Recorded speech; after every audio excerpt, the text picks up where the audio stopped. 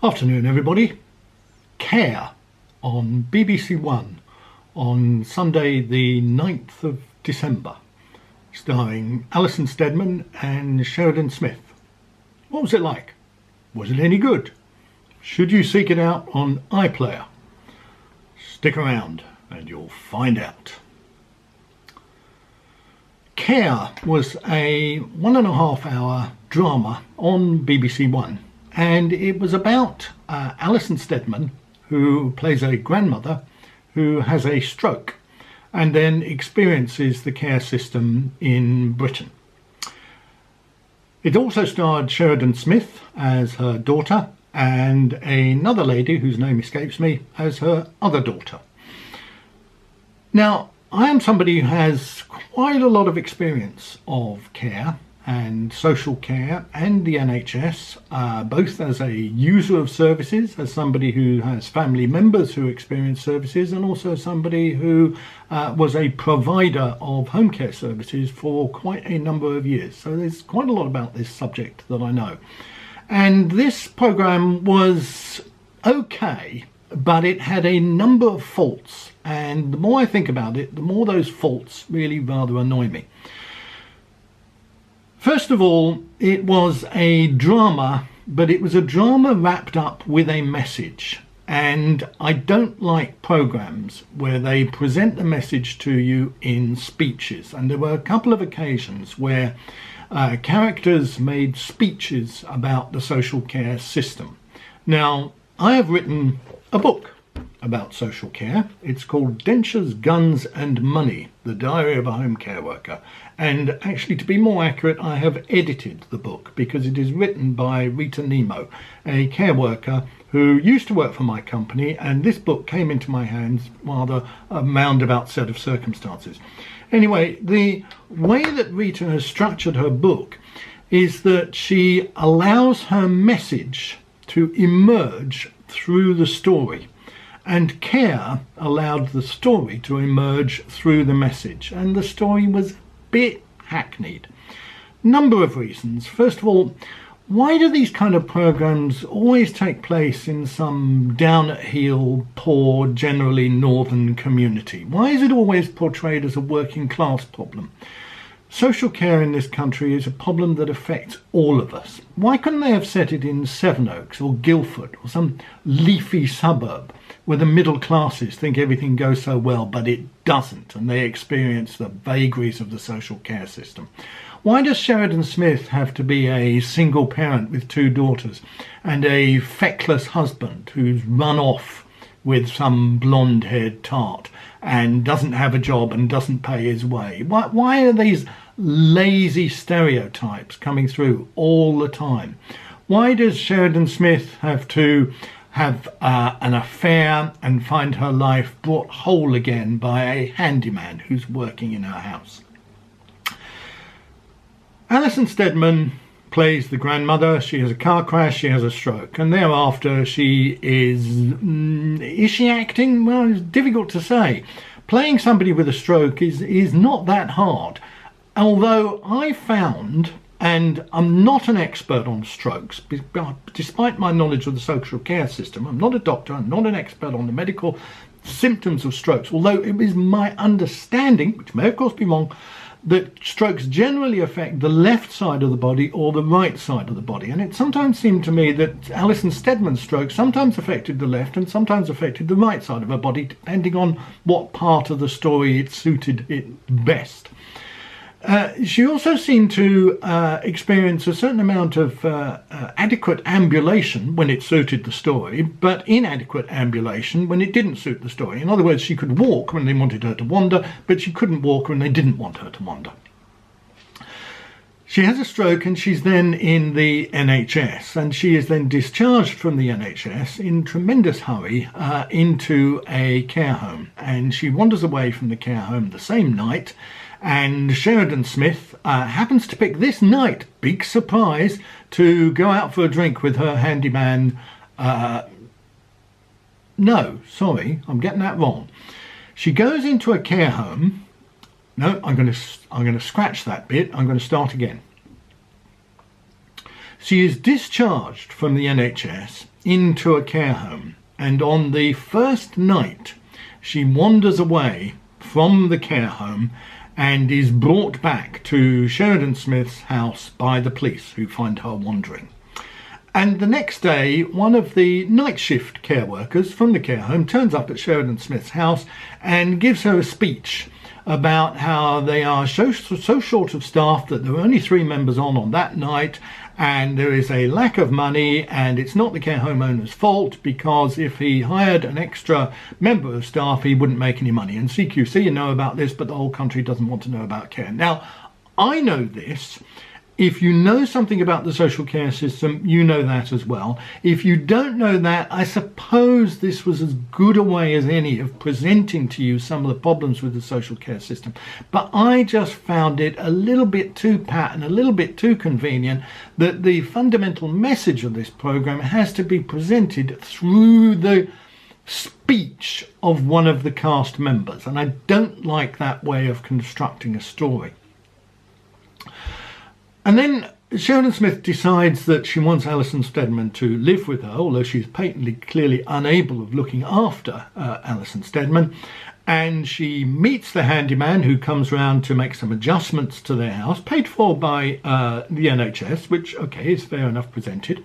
And then she goes out with her handyman, gets a bit drunk. Her sister is looking after her mum, and her sister wanders away. So Sheridan Smith is unable to spend the night having her brains fucked out by this handyman, which instead is what she said her sister was going to happen.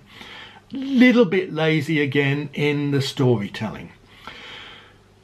So then Alison Steadman ends up back in hospital, and they decide to discharge her because she is no longer eligible for continuing healthcare funded by the NHS. So very helpful of the programme to present this particular benefit. It's not exactly a benefit. It is if you are no longer in hospital, but you are cared for in another environment, but that care includes healthcare, you are entitled to have that funded by the NHS. Now, this is perhaps not widely known, and so the programme decided to shove it down people's throats so that they knew if their elderly grandparent or whoever was ever in this situation, they would know what they had to claim. So anyway, Alison Steadman's claim for this is rejected, so Sheridan Smith and her sister go to the appeal. And at the appeal, they meet for the second time the discharge liaison officer from the hospital. Now, the social workers, the majority of the nurses, most of the care staff are presented as pretty heartless people in this program. Now, I have had a lot of experience of dealing with social workers, NHS members of staff, and they are not heartless people. They care passionately about the people who are in their charge. They are hamstrung by budget cuts. They are restricted in what they can do through lack of finance. But the vast majority of all the people that I have met are not heartless. And the way they were portrayed in this program, I thought was deeply unfair to the NHS in particular and to the care system in general. At the appeal hearing, Sheridan Smith's sister makes a little speech. And this wasn't a speech as part of the programme. This was a heartfelt series of lines about her mother's situation and the way she was being treated by the NHS. And if the programme had stuck to that way of presenting their message, I would have been a lot happier. The sister has a fairly minor role. Sheridan Smith is the star of the show, along with Alison Steadman, although Alison Steadman doesn't have to do a great deal of acting. Is it body shaming or fat shaming or whatever they call it these days if I were to say that Sheridan Smith seems to have had a fair few good years living high on the hog since she became famous? Is that unfair? She's carrying a few extra pounds now. I'm carrying a few extra pounds. Nothing wrong with that. But anyway, I leave that out there. And if you want to make comments about what a I was going to say what a nasty person I am for saying that about Sheridan Smith, or even stronger. By all means, please add it in the comments just below. I'll just throw that comment out there. The other thing that annoyed me about this programme is that it's all tied up within an hour and a half. Of course they win their appeal. Alison Steadman is completely incapable of looking after herself. She quite clearly needs ongoing medical care. So for her case to be rejected in the first place, and for it to be presented that the discharge liaison officer lied on the form in order to ensure that Alison Steadman would be turned down for continuing healthcare, is, I think it's unfair. I think it's unreasonable. That kind of thing may happen, but to present it as somehow being the default position, I think was really quite disgraceful. Anyway, of course they win the appeal, and they take Alison Steadman to this beautiful Shangri-La of a care home in the middle of nowhere, where everybody is sitting around and recreating great lost masterpieces of art, or learning to play the flute, or building castles made of sand, or whatever it is. They are elderly people having the time of their lives. And of course, Alison Steadman comes into this wonderful environment. Sheridan Smith, of course, goes off into the sunset with her handyman. And the sister, what do you know? The sister, who it is suddenly revealed has been desperately trying to get pregnant all these years and can't because of the failure of IVF, has now decided to adopt. So it ends with a whole series of happy endings. Now, social care doesn't often have a happy ending. NHS care doesn't often have a happy ending. Yes, it does sometimes, but quite often it doesn't. So this programme was polemic with a happy ending. It was like the current state of the Labour Party. We're going to make everything fine, and there's going to be a happy ending. I imagine a kind of momentum massage parlour. We will soothe all your unpleasantness away, and we'll give you a happy ending as well. Now, wouldn't you just vote for that? I know I would.